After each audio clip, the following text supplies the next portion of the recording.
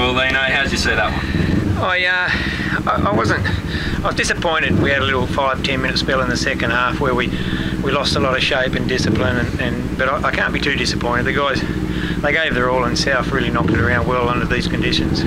You batted really hard in the first half, and I think the goal brought some life to it. As you said, were you a bit disappointed that in the second half, when it got a bit tough and they hit a goal, you didn't really respond? Definitely. It can.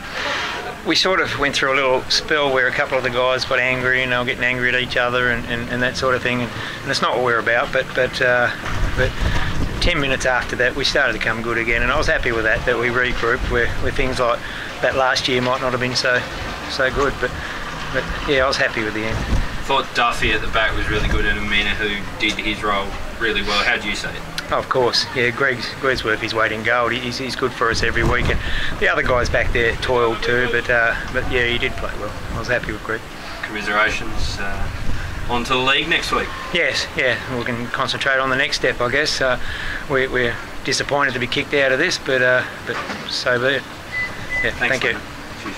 Thanks, guys. Thanks, Lino.